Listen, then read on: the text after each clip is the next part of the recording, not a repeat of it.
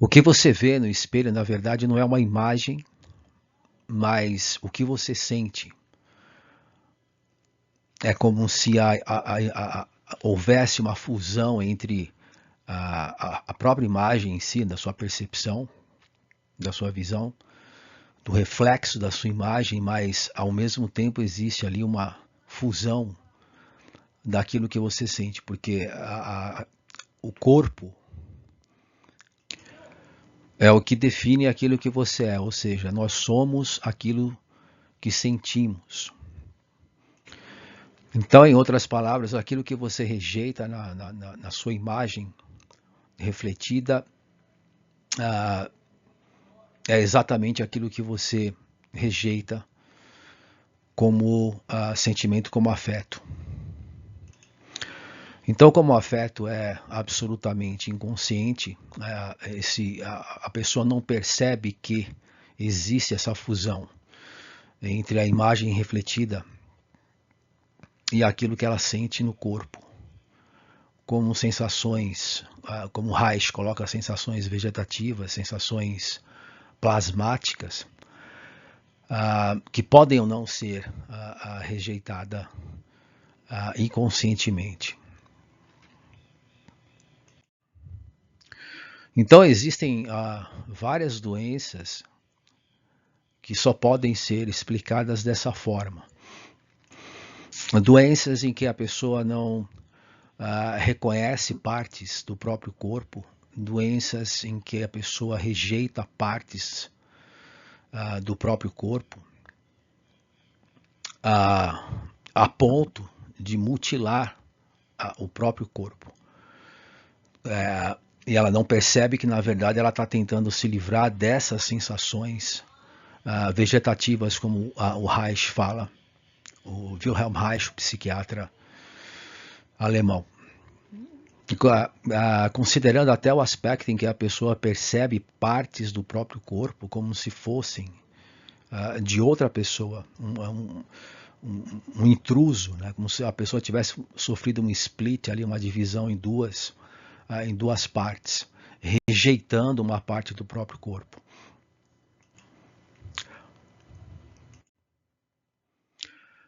Como é que começa, como é o início desse processo? Então, se você considerar aí um bebê de alguns meses brincando no berço, você vai observar que quando expressando essas sensações, começando, né, a sentir essas sensações plasmáticas no corpo, a criança move os braços e as pernas. E se um braço cai no campo fora de visão, a criança vira o rosto procurando o próprio braço. Então, é interessante observar que a criança não tem consciência da própria imagem do corpo, porque a criança ainda não tem essas sensações afetivas completas.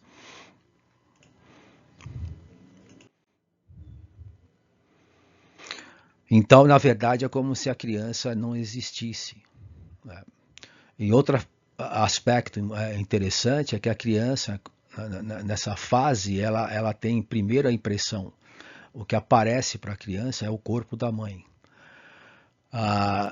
Então, a percepção do corpo da mãe precede a percepção do próprio corpo. Nesse quadro do Salvador Dalí, ele expressa bem essa questão da relação, dessa reciprocidade entre mãe e filho nessa fase, que pode continuar, em que cada buraco, cada a marca, né, que a mãe coloca no filho está representando nesses buracos onde não dá para perceber aqui na imagem, mas está escrito ma mère, né, em francês, minha mãe. Essa frase é repetida várias vezes e você pode observar a cabeça lá na ponta direita, lá em cima. Ou seja, não é o corpo biológico deformado, mas sim essa ainda a desconstrução, essa distorção do próprio corpo em relação à não percepção do seu próprio corpo, porque você ainda não tem essas sensações ainda assimiladas.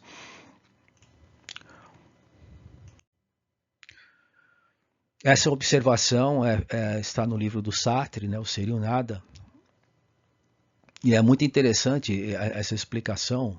Nem é um livro de psicanálise, é de filosofia, de fenomenologia, da existencialismo. E o Nietzsche já colocava essa frase muito interessante, um pouco confusa, de entender como que o outro precede, né, o você precede o eu. Ou seja, justamente no começo a criança não tem a percepção do próprio corpo, porque ela não tem ainda essas sensações, informação, a criança está em formação, e a mãe passa a ser, né, o corpo da criança. É como se ela tivesse essa percepção. O corpo da criança é o corpo da mãe. Por outro lado, Lacan traz esses três estágios desse processo. No primeiro estágio, a criança olha no espelho e ela não tem a percepção do próprio corpo, ela pensa que a imagem representa uma outra pessoa. Na segunda etapa, a criança já começa a perceber que não é uma pessoa que ela está percebendo ali, né? Já tem essa questão do início da percepção da imagem do próprio corpo. E sim, na terceira a fase, a criança começa a perceber o reflexo da imagem como o seu próprio corpo.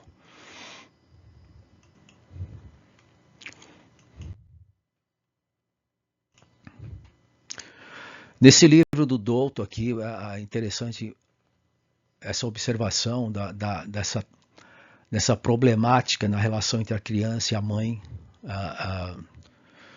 logo no início, em que não existe uma reciprocidade, ou seja, a criança se percebe no corpo da mãe, a mãe também se percebe no corpo da criança, então existe uma forma distorcida e alienada de percepções, e a ausência do contato com as próprias sensações vegetativas no próprio corpo. Basicamente, o interessante nesse texto é observar que a criança passa a ser um objeto para a mãe, né, e a mãe também passa a ser um objeto para a criança. Então, é um processo de alienação dos dois, e um começa a viver, né, ou se perceber no corpo do outro. Nesse trecho, mais interessante é esse aspecto negativo em que a mãe não percebe, né, que transforma a criança em um objeto, e trata a criança como um objeto, desqualificando a criança como sujeito.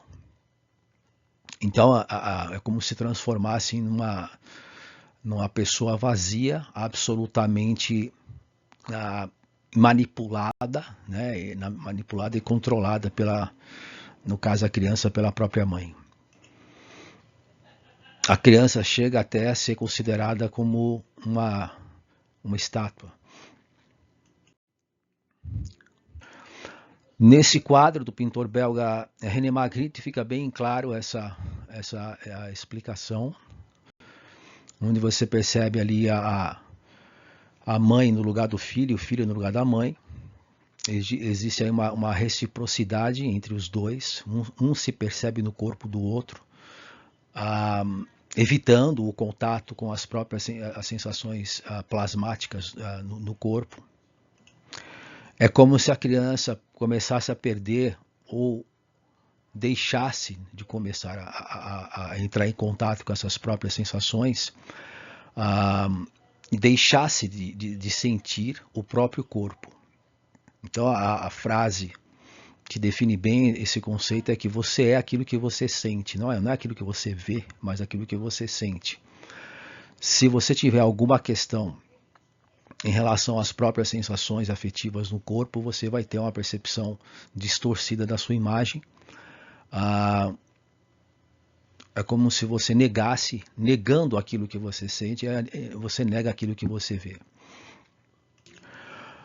Com certeza, a própria imagem do corpo acaba se transformando num objeto, a pessoa aceita se perceber como um objeto para o outro, e ela começa a se perceber como o outro a ver, ou como a outra pessoa se projeta, né, diante dessa dinâmica,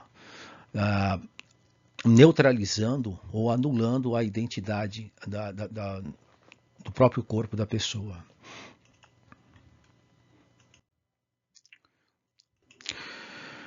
Então, essa fragmentação, né, da percepção holística, né, do próprio corpo, ou seja, perceber o corpo como um todo, começa a definir a personalidade e as formas dos mecanismos de defesa que a pessoa vai se utilizar para essa evitação, evitar o contato com essas sensações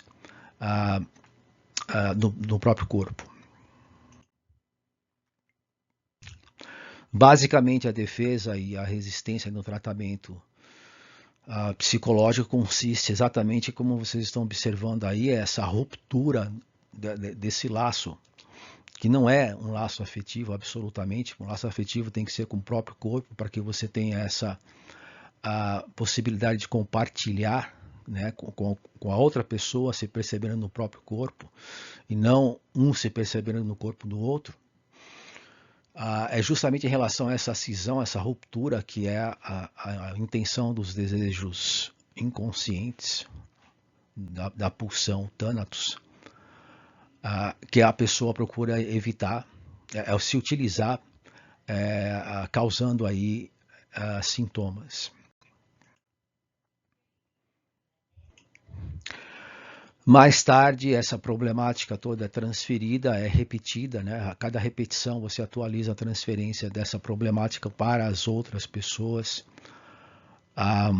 Enfim, as pessoas se utilizam as outras pessoas como fuga de si mesmo. Quanto mais você não se suporta, mais você precisa do outro como objeto. Que é o narcisismo, né? Em que a pessoa tenta neutralizar a outra para que você consiga, como um parasita, né, viver no corpo do outro.